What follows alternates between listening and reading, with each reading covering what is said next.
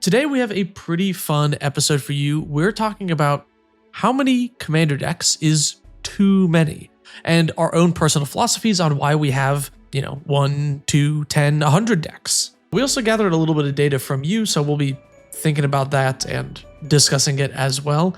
And we're going to talk about why you would even want multiple decks. Before we get into all of that, I have to tell you about this podcast sponsor, Laughing Dragon. We want to tell you about Laughing Dragon Tacoma, which is on the weekend of July 3rd to the 5th. It is Command Fest Tacoma. They have tons of awesome Commander events, and Alex will be there. Yes. Elk will also be there. Yep. And you could play Commander against them. Maybe both at the same time. Who knows? You'll only know if you go there. Link below to buy your tickets to the event today. Additionally, they will have lots of other cool sealed events. Elk is doing a special sealed cube event. I don't know if it's sold out yet or not, but you have to check that out. There are 2 slots left to participate in the Two-Headed Giant draft. Yeah, it's a cube. If you want to do the Two-Headed Giant cube, there are 2 slots left. So click the link below for that. And additionally, the new Marvel set will be out, so there will be sealed events for that as well if you want to draft some Marvel superheroes. I actually also have a little mini goal while I'm there, which is I'm going to start with a sort of project I'm doing to have my opponents help me build a deck. So if you come and beat me in a Commander game, you will get to pick out a card for a deck I'm building around the little unknown event card that I got printed for me by the lovely people at Wizards of the Coast. Ooh, that's pretty sweet. It's going to be funny. I think. So if you want to, oh yeah, sorry. I was just close it out. I don't have anything to add. So if you want to check all that out, the link is in the description. Before we get into the main topic, I guess, are you guys doing pre-release for the set? Marvel superheroes? Marvel? I'm busy this month. I'm not. Nah. It's less of a busy thing for me and a lot more just like I'm not really invested in the set all that much. I mean, I'm still looking at it and it's my job to know the cards in the set to help with decories and stuff, but ultimately, these are cards that I'm not going to be really running in any of my casual kind of decks. So yeah, I don't know. I'm just not really interested in pre-release. I will be at a pre-release in Manhattan Beach on the 19th. And if you go to Crim's Instagram, which maybe I'll link below, I think there is a link to join the waitlist. I think it might be full, but if you are able to join the waitlist and then go to the event, I will be there. Quips Guac will be there. Crim from MTG Goldfish and some other creators will be there. I'm so mad I'm not in SoCal anymore. I would go to pre-release if all my friends were there. Yeah, I think I'm doing Travis's as well on Sunday. Nice. So I'm actually been doing 2 pre-releases for this set that I'm not very excited about. Yeah, it also doesn't help that none of my friends are going to pre-release either. So it's just what's even the point? Yeah, I was open to going to the Avatar one, but then none of my friends wanted to go, and I was like, oh, okay, I guess I won't. Yeah, I pretty much only go to pre-release if I have friends going or there's an event. Yeah. That being said, I have been looking through the Marvel set a little bit. There's a couple of fun designs, especially in the pre-cons. I like the Wakanda pre-con quite a bit. There's a few cool cards in there. Oh, wait. Yeah, I should say I might try and swing by the Downtown Disney Marvel event, which Laughing Dragon is also doing something there. So if you are in the Anaheim area, Downtown Disney has an event going on for the Marvel set on the 19th. I might try and swing by. Oh, that's actually kind of fun. Yeah, and Laughing Dragon is doing something there as well. So I don't know if that's sold out yet or not. I'm actually not familiar. So here's the big question. How many Commander decks do you have? And we're counting this as 100 card deck in paper, in a deck box, ready to go literally right now. If it's a proxy deck, we're counting that. I have 10, and I have them grouped into 5 primary decks that I really like and play regularly, and 5 secondary decks that I play less often. I also basically have 10. I technically have 11, but one of those is the unmodified Necron precon that I like to keep around for precon battles. The other 10 are decks that I've made, so 10 is the real answer. And I also kind of have my favorites. There's the cream of the crop, and then the other 5 typically rotate in and out of circulation. I have 6. I made a pact with myself to keep it at exactly 6 some years ago now. What was that, 2015 maybe? And I've held that pretty strong. I have 6 decks. If I ever change a deck, I am scrapping another deck. So now that I know how many decks we have, how many do you think is too many? Is there such a thing as too many Commander decks? I think if you're carrying around the 32 DeWalt tool carrying case and you have all 32 of the squares filled up of Commander decks and you haven't touched some of them in over a year, that's we've crossed the line into this is too much, right? I think when it becomes too many is a question. There definitely is a number that will be too many, but I think partially a question of what power levels you play at, what kind of play environments you play in. Because obviously, if you are doing everything from bracket 1 memes to CEDH, you're going to need more decks. You know, you can't have like 4 perfect decks if you're playing all 5 brackets, right? Yeah. And I think the same goes for if you are playing in multiple play groups. If you have like your, you know, super intense local play group, and then you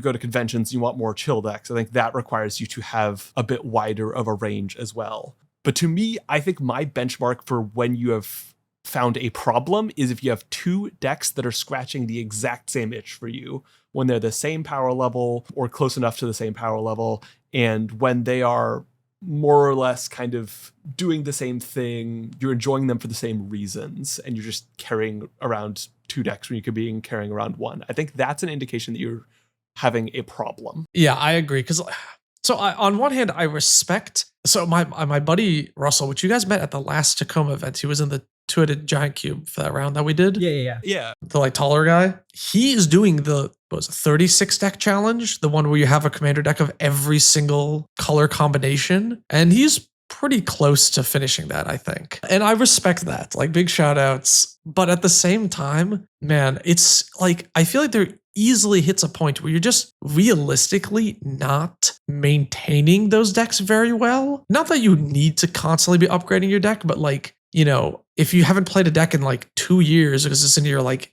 you know, 18 deck rotation, at what point is it kind of just like a forgotten thing and maybe you should just take it apart? You know what I mean? Well, I feel like with the 36 deck challenge or whatever, it's a lot more 32. Or 32. Is it deck 32? challenge. Yes. I think it's something like that. Oh, okay. I just think it's like it's so much more about the spectacle than actually building a bunch of decks that you actually like playing. There's some people too that I know of where they just do nothing but build commander decks and they just never play, right? There's these people with like fucking like 500 commander decks in their Mox field and they've played like 5 of them. Oh, but in Mox Field and in paper, I think are different. Yeah, exactly. Like, I have like a billion decks on like deck building websites. That's, you know, I think that's normal. Making the transition for these decks into paper, I don't know. There's a point where you're just building decks to build decks and not because you're going to actually end up playing them or like them or anything. It's like, oh, this commander looks halfway interesting. I'm just going to like mindlessly throw cards into a pile until I have 99 of them. And then here's my new deck. And then it just like ends up on a shelf. So to me, I think if it stays online, I think that is perfectly cool. I think if you build decks online again and again and again, hundreds and hundreds, because that's what you enjoy doing, and then you don't build them in paper because you know you're not going to play them enough, that is like an enlightened approach. That is, Yeah. what you enjoy, you know your limitations. You're not a person who's going to play a whole bunch of Commander. And so you've chosen to do this. This is your hobby. This is how you're enjoying Magic. Building decks is playing Magic. You're enjoying it. So that's all good. But yeah, I think once you're building them in paper, I think I start to, I mean, not judge that heavily necessarily, but I start to be like, what was the purpose of putting the effort into this? You know, what was the purpose of putting the money into this? What is the purpose of putting the space into this? What is happening there? I think the budget is also like kind of a big thing, at least for me personally.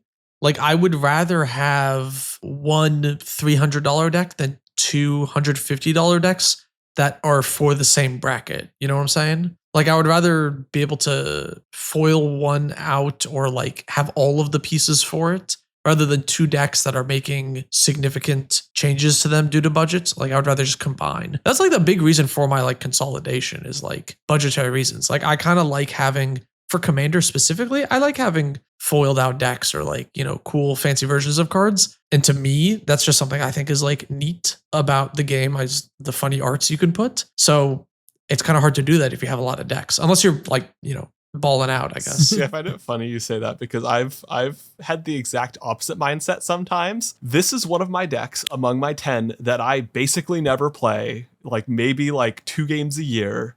It was $60 when I built it, or $50 or something like that. And it is a dumb combo deck that is janky as hell. And the fact that it was cheap is why I built it, because I could. I had this stupid idea to build this Fiend Hunter based combo deck.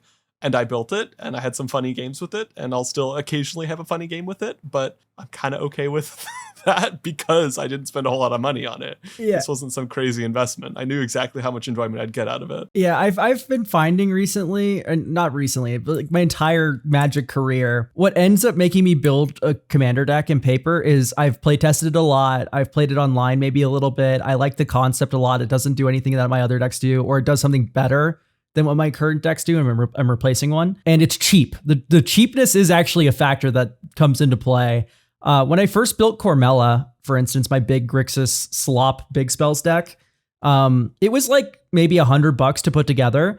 And now that I've had it for, I think, over a year at this point, maybe closer to 2, the deck is just shy of $400. Like, upgrading over time and taking a cheap deck and making it more expensive is like the life cycle of a deck that you end up enjoying a lot, I've found, just because you just piecemeal upgrade it here and there as you go along. Yeah, I mean, that's more what I'm thinking, right? Is like, because it's not that I always build a deck in one piece or whatever, but like, if I had, I got $50, I could build a $50 budget deck, or I could use that to upgrade this list. I think I'm always on the upgrade path, or at least very often. If I can get a different deck that does something different than what I'm doing already, then that's fine. I don't know. Sometimes I'll upgrade my decks, but I feel like usually they don't creep much over $200. And a couple of my older decks that I built for pretty cheap back in the day, I haven't touched in like a year because they still function fine. And I don't really have a reason to upgrade them since they're like secondary decks that I don't play that often. See, I like having fancy versions of really bad cards. Like I have the Masterpiece Mind's Eye, and people always look at it and go like, why did you spend more than $1 on Mind's Eye? I just,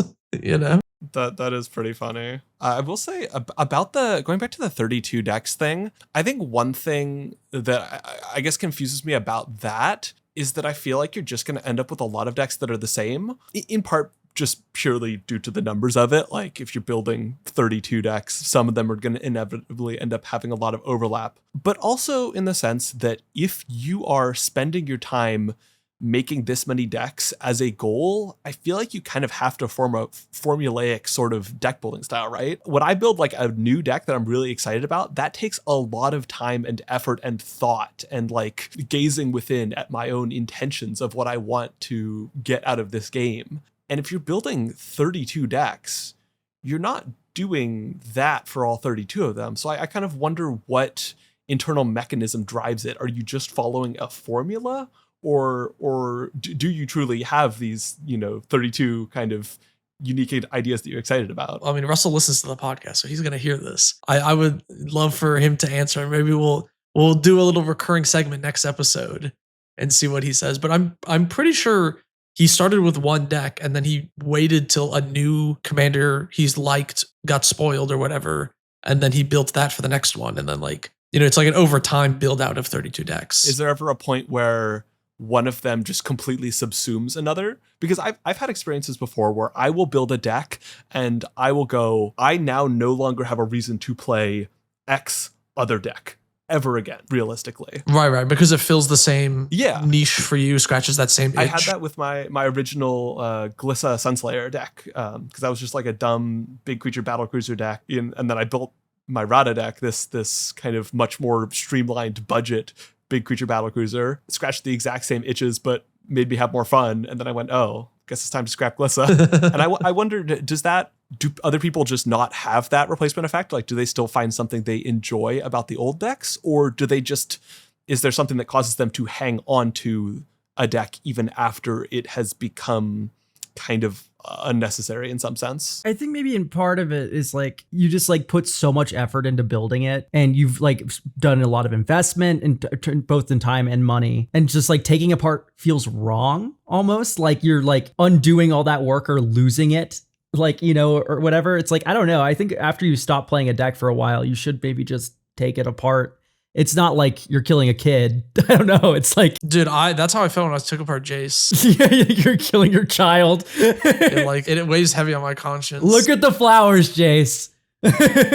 Yeah, I just think there's this like concept that taking apart a deck is like losing the value of it or whatever. I don't know if that's entirely true, but no, but I do feel that because like for me right now, I'm looking at that because I built that Jace deck, and I hate having like nice, expensive, cool cards that I was playing sit in my binder and do nothing. Like I despise that. Like cards are meant to be played. Like I want the cool cards for that deck to be in other decks. And I'm trying to figure out where to put some of these cards. Too bad Candelabra sucks outside of CD. Something that I've done recently is I built a second bracket 2 deck. It's in Jeskai colors. My first one was in Golgari colors. And this means that between these 2 decks, I can sop up cards of any color aside from multicolor cards that are in the wrong color combos. Who's the commander? That one is Yoshimaru and Ludovic, Necroalchemist. But it's just like a soaking ground for all of the like random pet cards that have caught my eye, but I never had a home for. And so I found that like having a 5 deck span or a 5 color span of bracket 2 decks that I can throw pet cards in freely has been pretty positive. I definitely enjoy that. You know what? All right, so maybe we can move into our next topic here of, is there such thing as too few decks? Like, why not just have your favoriteest, mostest, coolest deck and keep that forever and just upgrade that and foil it out and whatever? There's not a lot of issue with that if that's what you enjoy and what makes you smile every day. Do what is the most fun, of course. If one deck is the most fun for you, then have one deck. But there is some friction that can appear, I think, if you have a regular play group. Because think about it, if you're just playing randoms all the time, your one deck doesn't really matter, right? Like you're still, the opponents are still experiencing that deck only once.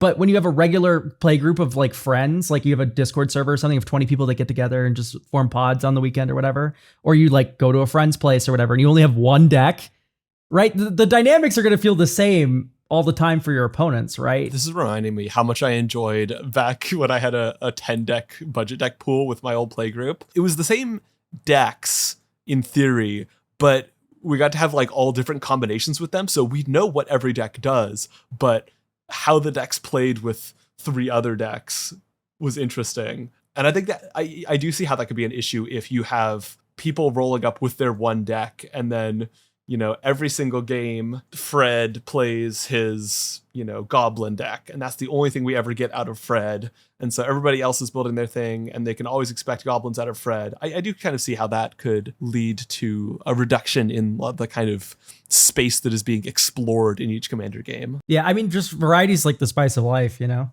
Just like having side options is like super important. And like, you know, being able to run the full gambit of like what you enjoy about Magic the Gathering, of which there is a lot to enjoy. I think it's just impossible to capture it all in one deck, right?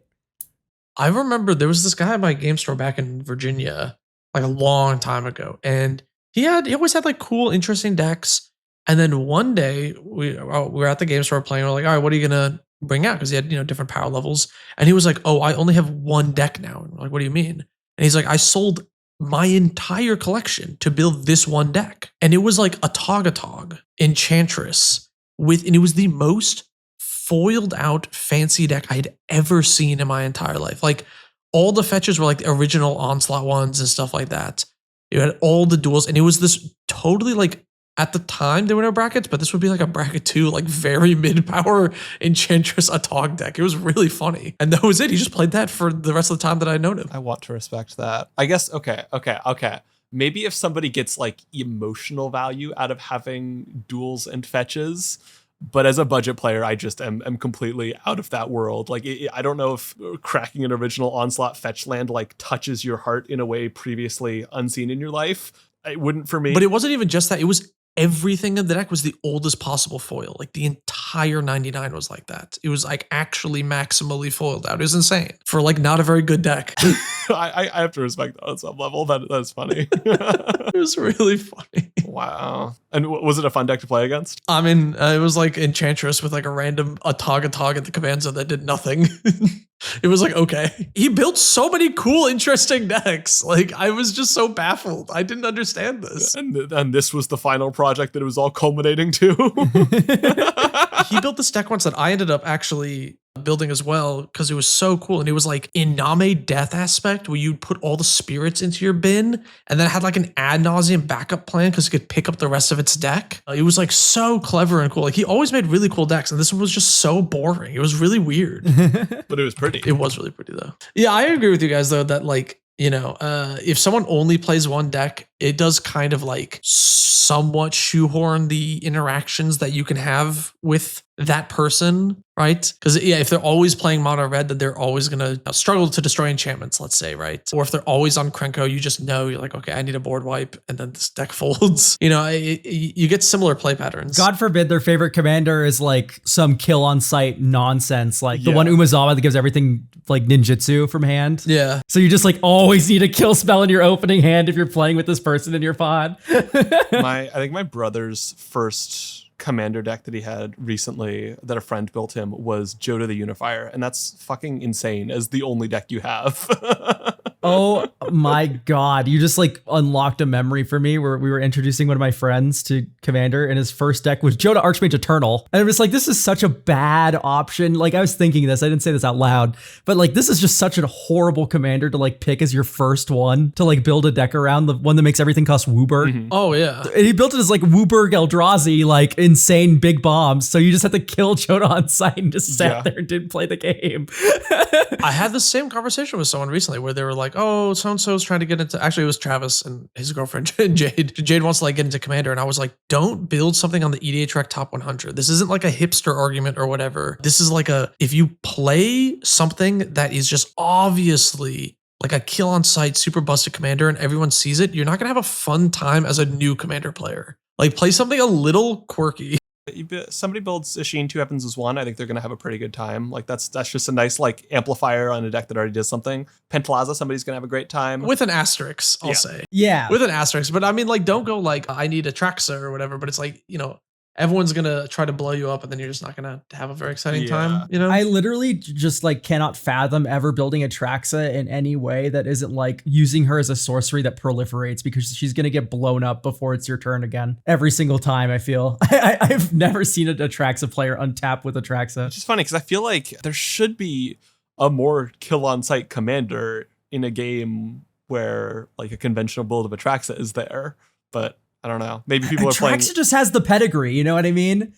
Like I think that's it. Yeah. Well, I think it's also just an 8 life point swing every single turn, and you can't attack into it. Yeah. Because like most commander decks are just like mid-range piles, and it has flying death touch vigilance lifelink. Yeah. It's just really good against creature piles. I mean, it's really good, but like that doesn't. I feel like that doesn't give the same kill on sight time. Like if somebody plays an Azula against me, that's kill on sight for that is kill on sight, yes. Extremely obvious reasons. Like if you let the player untap with it, they're just gonna I'm not here saying Atraxa is kill on sight. I'm just speaking of my experience, by the way. She has a pedigree for sure. But exactly, like players go for it. Yeah. And she's a strong card. Oh my, it's cultural. Yeah, for sure.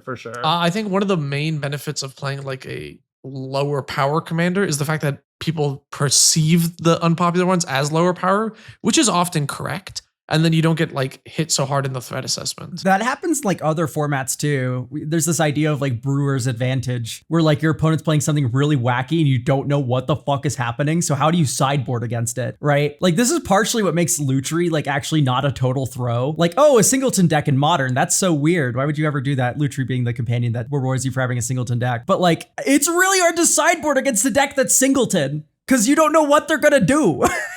It's hard to predict, right? Yeah, I don't know. There are definitely some cards high up in the EDH Rec list that I would recommend to people, but most of them I'm looking at, I would definitely would not. Anything where if the commander gets removed, you stop doing things should be an immediate no-go for sure. Or one that doesn't like lend itself well to a backup plan. Cause like even like Finn, the Fang Bearer, is like, he should be in play and that's the ideal for the deck, right? But like there's still other methods to going about what that deck wants to do. I don't know. I feel like that's a kind of a cheesy deck. Like I don't know, the backup plans are that great. Yeah. Hey, running Overrun in that deck is perfectly fine. Overrun plus Death Touch is perfect. I mean, that's true. The trample plus Death Touch Overrun effects are quite good. You have like 4 snakes.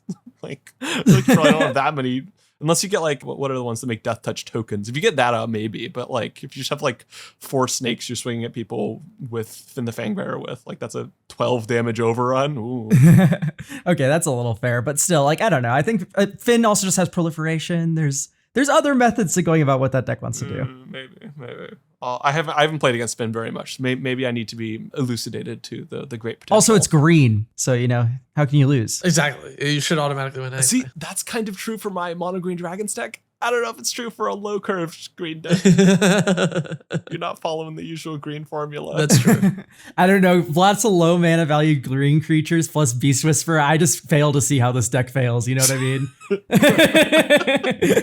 Yeah, that's like the classic Finn curve of nothing, Beast Whisperer, then play in your aggro That's deck. what I would do. That's what I would do. I would do that. I love my value too much. I can't curve out. Oh, I could play this Fang of Shigeki on turn 1 and get a Death Toucher and some tempo going. No, it's a card later. I need to keep it. All right, I see the vision. Okay. So I think we're in agreement, right, that generally we would recommend that players have more than one deck, right? Yeah, well, I mean, I think there's the reasons to have more than one deck that are for the sake of other people, I think, for the sake of having interesting games. I think there's also a reason in that you might want to have different experiences. And I think it can be interesting to think about what the different experiences you're looking to have are. Yes. I think the most like you're saying, the most prevalent like different experiences that we're talking about too is like different levels of power. Like here's my bracket 2 deck, like here's my unmodified precon, here's my bracket 3 deck, and then here's like a 4 or 5, right? And then that's like a kind of cool spread to have. But then there's a lot of like variation within each of those power levels. And I can see how this can quickly spiral into accidentally like, oops, I have 15 commander decks now because I need 2 to 3 for each of the brackets I like playing because they're all like different kind of environments and whatnot. And then you want to have like different like decks to reach for in each of those environments, right? No, I agree with that. I mean, that's what I was thinking kind of earlier of if you play a bunch of different brackets all evenly, then I think that becomes definitely a consideration. I play mostly bracket 3, so I'm fine having only a little bit of bracket 2, a little bit of bracket 4. But if somebody else is playing significantly more of those, then yeah, I could see having multiple decks for each of those. Yeah, that's what I do. I have one CDH deck. I have one bracket 4 deck. I have 2 2s and 2 3s. I legitimately think you need to be some sort of fucking enlightened monk to have like 1 to 3 commander decks only. I mean, to be fair, I feel like I have like consolidated myself down to 3 for purposes of like going to an event packing light, and I can kind of do it. Like I always have my shroom deck on me because that's like my challenge deck, my I want to think deck. I want to do some fancy ass plays and be impressive if I'm allowed to be. And then I have like my always deck, my Rata deck, my deck I could just pull out wherever, and then maybe I'll have like a bracket 2 deck or like an aggro deck as like the third thing to include. So I feel like it's not that hard to consolidate down. You just have to look for what experiences do you want to have at your disposal. So when I went to my first MagicCon, I brought like 12 billion decks with me. And I see these people at MagicCon, they have like a fucking wheelbarrow full of like EDH decks with them. And I'm like, that can't be fun to do. Plus, it's like, you know, there's security risk of like losing your cards. God forbid. We should do that as a bit once at a MagicCon. We should bring like a wheelbarrow. But I've been recently trying to consolidate it down to as little as possible, and I'll still accidentally end up packing like 7 decks or something stupid. And I really like what Rachel Weeks does for events. She'll have like a new deck that she's excited to play, an aggro deck for when the night gets like really slow, and then like a blue, you can't see the air quotes, an interactive deck that can kind of like participate in any game that it's in. And then those are the 3 modes that Rachel brings to a convention. Sometimes she'll bring a Canlander deck too, but yeah. I mean, I like to, with mine, I want to always have covering all 5 colors between my decks. I kind of like to have the gambit of colors somewhere between them. I also never like to have overlapping color combinations. So if I have an Is It deck, I'm not also going to have a Teamer deck. And I've never understood that. I feel like the people who get fussy about colors are similar to the people who get like fussy about what foods you're allowed to have for breakfast versus lunch versus dinner, or like, you know, other people who are kind of accepting these arbitrary guidelines as like, well, let me tell you, I'm fussy about colors, but I don't believe in that food shit. Okay. Let me tell you, I wake up and if I'm hungry, I'm eating lasagna. Lasagna for breakfast, eggs for dinner. We're recording this when the Garfield secret layer goes out. There you go. Do you find you do the color thing just because you tend to include a lot of staples? Because that's kind of what I would assume, and I haven't had that problem because I don't tend to run a lot of staples. Well, do you mean staples as in you mean like Cyclonic Rift, right? Not like pet cards? Yes. Because for me, it's like I want to play double negative in my Izzet deck, and I would also want double negative in my Temur deck. And I'm trying to avoid having too many of the same cards, but I have a lot of like pet cards. So I kind of like having one of each pet card. So I don't want to overlap on the, So it's color not that combos. Khan has like a lot of staples in his deck. He just like has a lot of dog shit cards that he loves too much that he puts in all of his decks. Yeah. Yeah. Like an inverse staple of sorts. Yeah, like if I'm playing a blue control deck at like a lower bracket, I want to be playing like Mystic Confluence. So I don't want to have 2 blue control decks because I want my dumb 5-mana counterspell in both of them. And I want to have my decks be as distinct as possible. Well, but I feel like that's not really related to color. Like you've listed counterspells as 2 different things that you're worried about. You don't have to put a bunch of counterspells in a blue deck, right? So couldn't you have like? I'm not saying that if I have a blue deck, I can't have another blue deck. But like if you have 2 Izzet decks and one of them is like a control deck and one of them is like a weird funky aggro deck, and one of them didn't really run the high mana counterspells, one of them didn't really run the low mana counterspells, that would be a problem for you? Yeah. I feel like I would just want a different color combination for one of those. I don't know. It helps me feel like the decks are more distinct, even though, in theory, they would be very different. I do also never overlap archetypes. Like if I have a blue control deck, I won't have another blue control deck, I'll have a non-blue one, but I like to not overlap archetypes that very much. That I'm on board with. Like I don't have a reason to ever build another hard control deck because I already have, one like turbo late game control deck, and I don't know why I would want a second one. Yeah, exactly. That very much scratches the itch of I'm a late game god. I don't need to scratch that itch multiple times. I guess, to be fair, if somebody like really, really liked a particular archetype and they just wanted like a couple different iterations on that, then I guess, but it doesn't really appeal to me personally. Yeah. What about you, Elk? Do we want to move on to questions and stuff? No, I was going to ask you. What about you? Oh. We're not out of the woods yet. Come on. Tell us about your colors and your archetypes. Answer a damn question. Listen, okay. I personally, I don't really find myself overlapping that much. I just have like old decks that I love and that I'm never taking apart. I would divide my decks into 2 different categories. The ones that have tenure and the ones that don't, right? And you can go from don't have tenure to tenure someday. But generally speaking, I'm never taking apart Sephara. I'm never taking apart Iara. I'm never taking apart Cormella even has made it there. Farrakha is probably the final member of that club. Everyone else is no holds barred. Kellen is like close to getting tenure. But for me, none of these decks really overlap because they're all just kind of their own distinct thing. Like I have big spells, life drain, Voltron token, like flying deck, and then Stax hate bears. And none of these really overlap with each other at all.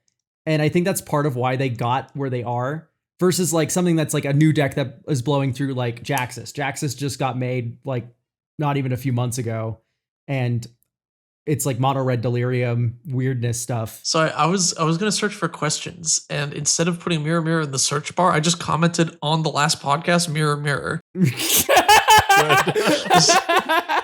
That's awesome. Sorry, not to interrupt. You can continue. Oh yeah. Anyway, I don't know. I don't really see the archetypes as like a thing that makes me keep my decks around. It's mostly just age. How much I like have a personal connection with the deck. That's about it. Mine doesn't make me keep it around. It's the opposite. Whereas like if Commander gets printed and I'm like, oh cool, this would be a real like the new Thor, I think is a neat card, the mono red one. But if I were to build that, I would build it as non-blue control, which means I would have to take apart Flage if I were to build the new Thor. I see. It's like the opposite for me because I don't want to have 2 decks of the same archetype and I never have more than 6. Yeah, for me, I feel like I do it in like the opposite order where I'm like, this has fun play pattern. I make deck, I play test deck. If I get it in paper, we're now officially in this territory where we have it in paper. Then I'll play it and then maybe it'll stay around permanently or maybe I'll get bored of the play pattern and it'll go away. But if I don't get bored of the play pattern, it's permanent. It's forever. Yeah. And that's where I am with like at least 4 out of my 10 decks is just like, this is a permanent mainstay deck that I'm never taking apart. So like if they printed another like flying threat in mono white that was like really cool, I'd go like, oh, that's a cool card. I already have Sephara. I'm never taking her apart, right? Because I've just grown attached to Sephara so hard. I'm curious about Kellen. It feels like one of these things is not like the other. What does Kellen give you that's so special? Because I think there are a lot of special things about that deck, but I don't really think of The commander. Kellen as being the special thing about that deck, right? Kellen will be shot in the head the moment there's a better Selesnya commander that fits the bill. Right now, Kellen is just the best at what he does for that kind of deck, where he's like an advantage engine and also cracks my Selesnya Doomsday pile with Congregation at Dawn. He just fills a lot of roles really well. But if we ever get like another Selesnya self-mill, like I can use it to open a Doomsday pile up, then I'd be interested in that. Like, I guess there's the 4-mana Sigarda was the other one I'm considering, the Selesnya Angel one that lets you play angels and humans off the top, but it was too expensive when compared to Kellen. I already have a video talking about why, my reasons for doing that. But yeah, I need a deck with Bruna in it. If I don't have a commander deck with Bruna in it, something has gone horribly wrong. No, I get that. And that kind of answers my question. I think I only actually have 2 commanders that I am truly irrevocably attached to, will never give up ever, will never take apart the deck ever. They are both 6 mana and they are both from Alara block. It's Shroom and what's the other one? Malphagor's from Alara? I had no idea. I thought yeah. I don't know what plane I thought Malphagor was from, but yeah, I don't use the Alara printing because I prefer the art of the Iconic Masters reprint, and I guess that was the original promo art. Yeah. Yeah, it was the Magic Online promo. Well, it was also just the promo from the Conflicts promos. Oh, it's the pre-release. Yes. Yeah. Back when pre-release promos had alternate art. Yeah. Clearly, I need to get that one. It's only 74 cents. You should. Speaking of fucking promo art, there's the one from the Vault Angels Iona, and she finally got a non-foil printing, but it's like the white border mystery booster printing. But the art is so hard. I love that art so much. The white border on that looks weird. I know, white border on white cards low-key kind of cooks IMO. I kind of like it. Okay. I think if you're running this in like a Dragon Shield dual matte sleeve with a black or like dark gray border, I think that looks good as hell. Yeah, and you pick your favorite podcaster and you use their code at checkout. Exactly. Yeah. Exactly.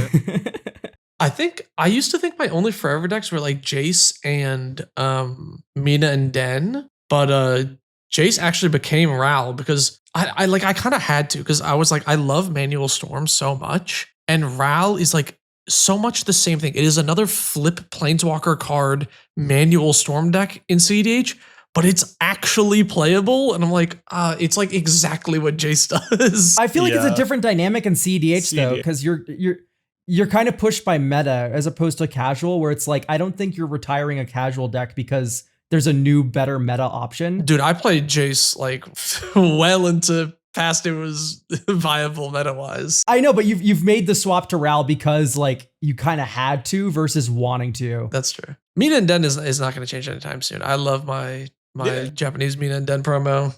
Like, I think the commander is so silly as well. Nobody plays it. It's a great uncommon commander. Wink, wink. Lands as an lands in bracket 3 is not one that requires you to have a strong commander. You're gonna do okay even with you just have your old reliable 4-mana extra land play commander. Yeah, exactly. Like 90% of the card is like extra land drops. Yeah, you'll get there. Before we move on to questions, I want to ask you guys. I've been struggling with this for a while actually. I really like Orzhov, like Stax. And I haven't found like a good commander for it. Do either of you have any like suggestions? What sort of stacks? Ooh, it could be a Hate Bearsy stacks, but it could also be Enchantress stacks. Either or. Okay. Like high amount of enchantments, you play like Pox effects or something to like just clear everything else, or like Hate Bearsy. That's a great question. I've never had Orzhov Hate Bears feel good in my life. Don't you play Brina? Brina Hate Bears doesn't feel good because of the Hate Bears. It feels good because of Brina. Yeah, I've played Brina Hate Bears. I've played Liesa Hate Bears. I'm currently playing Liesa less Hate Bears. None of them feel like, they all feel fine. I don't know. Mm-hmm. Do we count my Reanimator deck as Hate Bears? Like, is Reanimating Valgavoth on turn 3 like a big Hate Bear play? That's Reanimator. If you think about Valgavoth as like a really big Douthy Voidwalker, he's kind of a Hate Bear. He's like a Hate Goliath. I think about that as Reanimator. I kind of was interested in like original Teysa. This guy has sick ass art. That Victor's so cool. Okay, wait, Victor. Oh, okay, the Victor's good. Honestly, I'd be running it half for the art. That's such good art. Victor is legitimately a card I was experimenting with for a while. Sorry, I'm about to go on a huge nerd tangent, but that's why people watch podcasts, I guess. So Victor Valgavoth Seneschal, when an enchantment enters, he does stuff. You first surveil 2, and then each opponent discards a card, then you reanimate something from any graveyard. And I was building him as this Orzhov enchantment aristocrats because I found this really funny combo. This was just after Wilds of Eldraine. There was the cards Warehouse Tabby and Knight of Doves, both of which say when an enchantment leaves, you make a 1/1. And so you have Screams from Within, which is 1 black enchanted creature gets -1/-1. When the creature that's it's enchanting dies, you return Screams from Within to play. So you just have an infinite loop of like 1/1 enters because enchantment left, enchantment returns attached to that 1/1, and then it's infinite enchantment ETBs. Oh, interesting. And then until then, you can just do like weird enchantment aristocrat stuff where you're like sacking your enchantments and bringing them back from the graveyard with like Savine's Reclamation and like Sun Titan's shit. I don't know. This commander is really cool though. I love Victor a lot for that kind of shell. I feel like it's like 80% of the way there. If we get like a couple more like Chthonian Nightmare kind of recursive enchantments, it would be such a cool deck. Yeah, I feel like Victor's is very, like, it's low mana. It just offers a lot of stuff. Like each opponent discarding is very good. Smoothing is nice. The bringing creatures back is like a little bit of a win con. I think it's just, you get a little bit of everything at a low mana value. I think that's kind of the appeal to me of Victor. Yeah, maybe. He is pretty good. I was thinking Teysa is just like if you've ever seen like some of the RTR Teysa, the Rurk Thar stacks decks where they go like ritual into like a big stacks piece that like, you know, blows everyone's lands or like does something big, and then they ritual into Rurk Thar and it's hard to recover from. I was like, can I do the same with Teysa? Because if you've had your lands blown up once and then I ritual into a Teysa, she is really difficult to deal with. Yeah, I mean that's a way to like you like swing the game around if your opponents are getting a decent board. Yeah, but she doesn't do as much damage as Rurk Thar does, so maybe it's not quite as effective. Yeah, that's one of the big thing with like Hate Bears and Prisons decks is like if you can like Hate Bears out a game, great, you know, you have infinite time. But you should have some sort of clock that is closing the game while it's kind of like slowed down and glacial like that, right? Yeah. Well, that's why I was also kind of thinking of like Obsidian Ghost Counselor. Some of these like really jank ones, like they leave and then you can kind of like mess up stuff and then they come back. Like Cabal Console of Allocation, get a bunch of life. People do that. That's not hipster enough. Come on, man. It's not hipster enough because of Snail. Just right? don't run life gain synergies. No, I don't. Snail always on his anti-life gain. I don't take much credit for Comball being popular because that's not one I've talked about that much, and the card just slaps. Yeah, I think a lot of people are like very high on Comball. Yeah, you should get to slurp the table. I'll think about it some more. I have some ideas I want to brew around. We should probably do questions now. Yes, we can do questions now. I got fresh questions because we just uploaded the podcast. Oh yeah. So all right. Hello Fromian asks, Mirror, I turn day to night. Venture into Throne of the Dead 3 and draw from the Monarch at end step 2. Ask, what is your favorite playmat? And do you try to match your playmat to the aesthetic of your deck? I legitimately just don't use playmats other than Void Monster anymore. Like every time I do like a Void Monster ad read for my videos, I also get that drop as well sent to me. So I just have like a shelf full of Void Monster playmats. And since I have one for each color, I do match my playmat for what deck I'm wanting to play the most. So like I'll bring the black playmat out from Void Monster if I want to play my IRA deck all night, right? If you're playing in a public place, are you like carrying around 5 playmats with you? No, I'll just bring the one for the deck that I want to play the most. Oh, okay. Or like if it's Modern Knight, I'm playing blue-white control, I'll bring the white one or the blue one, right? So you do try to aesthetically match. Yeah, I think it's fun. But I'm in a very privileged position where I have like 12 million playmats because of what I do, right? I just find one that speaks to you. I don't know. Most people do that. Yeah, I didn't use playmats for the longest time, and then I started getting them for free for doing advertisements for things. So now I have some. But I think giving any answer to this question other than I don't care, I don't use playmats very much, would be dishonest. So I'm going to say that. I use playmats. I also like the Void Monster ones. I usually just grab one like at random and then use that. I do not aesthetically match them to my decks. I don't even aesthetically match like the colors of the deck boxes to my decks. In fact, I intentionally do the opposite. If I have a green deck box, the deck inside is not great. For me, it's just like really hard to pick up cards without a playmat. You know what I mean? Like if it's on like a flat table. Not for Alex. They all have the one. Yeah, exactly. They all have the corner. They all have like a convenient little handle in the corner because of how he slams them against the table. I think if you've been using playmats, your fingers are weak. You've lost the ability to grab cards. You gotta get back on that grind.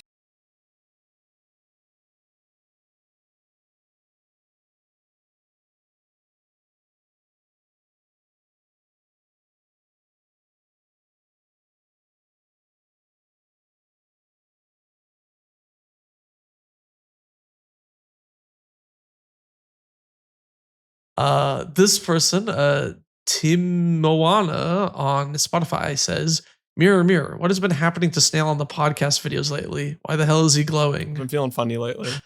He ate the funny goop. I did. 12 rad counters. Yeah. 12 rad.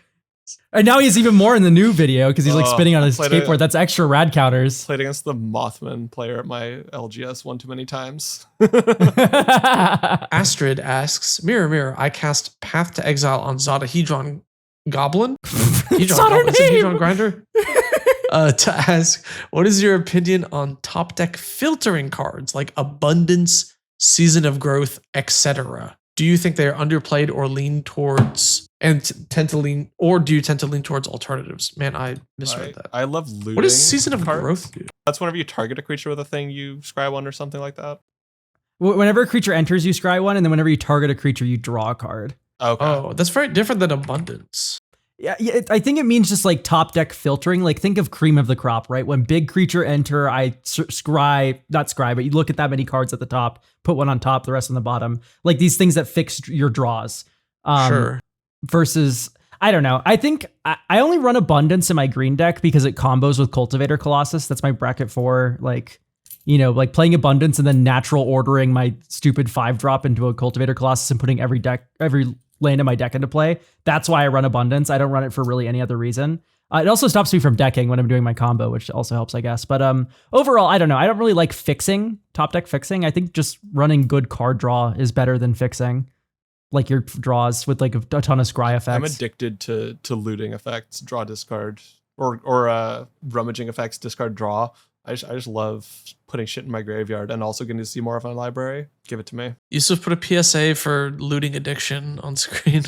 But I just want the card immediately. I don't want to set up my next turn. That's dumb. I need exactly. it now. I don't have patience. So let me talk to you about why I hate Phyrexian Arena. I think that cards like this that scry a bunch or like help you set up are only useful if there's like something you need, right? Like it's the same thing with like a lot of, you know, kind of tutor effects. Like if there is a single high power card that like you need for your deck or you want, or that effect, then these cards get better. But if you're just kind of like a generic mid-rangey deck, just play card draw, right? Unless you're playing like Kinesos or Miracles, where like the top card of your deck matters that much. If you're playing Keranos or whatever, like, yeah, I mean, obviously. Yeah. I think it's also like how strong is the card. Like I think the one of these I play a lot is I have Francisco Malcolm deck. Francisco top deck manipulates, and that's really good because it's a 2-mana commander that does it sometimes 3 times per turn. That's a good rate. And it gives you black in your color identity, which is very strong. If it wasn't my commander, if it wasn't that rate, probably wouldn't run it. But it's there, it's good. It finds me my combo. Hey. Hey.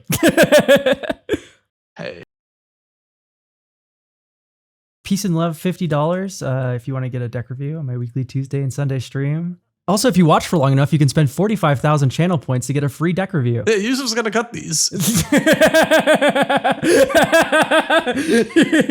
bunch of Russians followed by elk who have ads for deck reviews.